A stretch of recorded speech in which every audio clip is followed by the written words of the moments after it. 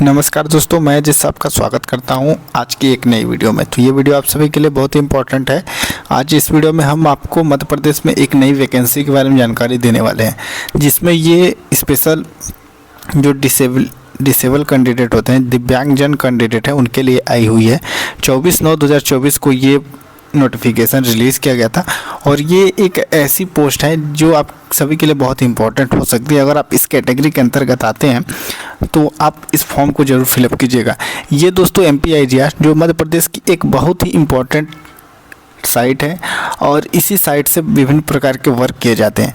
ये कार्यालय महानिरीक्षक पंजीयन एवं अधीक्षक मुद्रांक मध्य प्रदेश शासन की साइट है, यानी जो ई-स्टैम्प पोर्टल है, इसी डिपार्टमेंट में आपकी जॉब लगेगी अगर आप इस कैटेगरी के अंतर्गत आते हैं। तो देखिएगा, स्टेनोग्राफर के लिए और सहायक ग्रेड 3 के लिए ये पोस्ट निकाली गई है।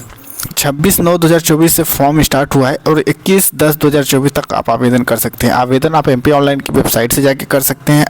आवेदन करने के लिए आपको कुछ विशेष टर्म्स एंड कंडीशन को फॉलो करना होगा, जिसमें आप इसमें जो मध्य प्रदेश के मूल निवासी व्यक्ति हैं वही आवेदन कर पाएंगे।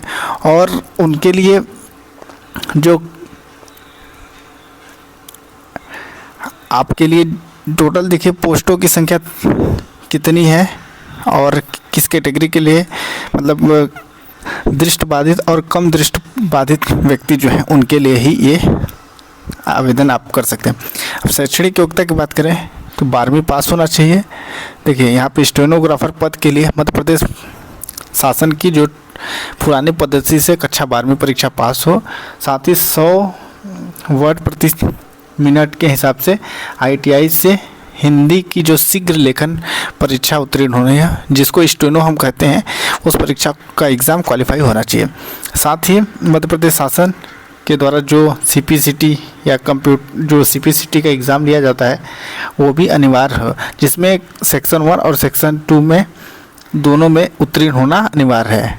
जैसा कि सेक्शन 1 में जो टाइपिंग टेस्ट होता है और सेक्शन 1 में जो ऑब्जेक्टिव टाइप होते हैं और सेक्शन 2 में जो कंप्यूटर टाइपिंग टेस्ट होता है, वो दोनों एग्ज़ाम को क्वालिफाई करना कंपलसरी है। साथ ही इनमें से भी कोई एक जैसे UGC द्वारा मान्यता प्राप्त किसी भी विद्यालय से डिप्लोमा होना चाहिए।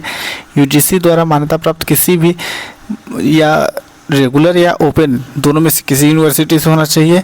फिर DOE-ACC से डिप्लोमा स्तर की परीक्षा पास होनी चाहिए, या शासकीय पॉलिटेक्निक कॉलेज से मॉडर्न ऑफिस मैनेजमेंट कोर्स होना चाहिए, या राष्ट्रीय व्यावसायिक प्रशिक्षण NCVT नई दिल्ली अथवा राज्य व्यावसायिक, जिसको हम SCVT जो state government of Madhya Pradesh के द्वारा जो SCVT का जो ITI होता है, जिसमें कोपा ट्रेड होता है, ये होना चाहिए। इनमें से कोई भी एक अगर है तो आप इसके लिए एलिजिबल हैं। साथ ही 1 वर्ष का कंप्यूटर डिप्लोमा भी इसके लिए वैध है। तो ये इसकी टोटल मतलब एलिजिबिलिटी है। साथ ही अगर आप BSc computer science, BCA, MCA या कोई भी ऐसी डिग्री किए हैं जिसमें कंप्यूटर शब्द जुड़ा हुआ है तो आप उसके लिए एलिजिबल हैं। साथ ही सहायक ग्रेड 3, ये तो था स्टेनो के लिए। अब सहायक ग्रेड 3 के लिए भी आप देख सकते हैं टर्म्स एंड कंडीशन सेम वही है, मतलब सभी एग्ज़ाम्स को क्वालिफाई करना होगा जो ऊपर में दिए गए हैं। तो ये कुछ इस तरीके से है।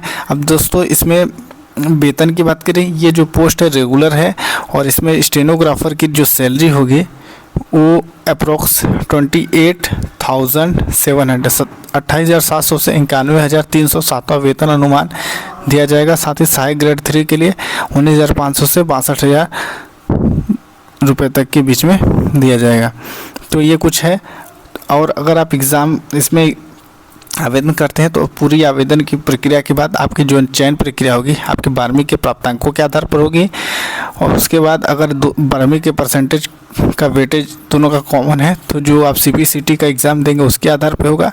और दोनों में अगर कॉमन पाया जाता है तो जो टाइपिंग टेस्ट और जो एज है उसके आधार पे आपको प्राथमिकता दी जाएगी।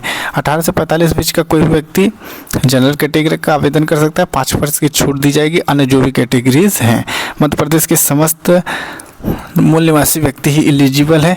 और जो विकलांगता प्रमाण पत्र होना चाहिए।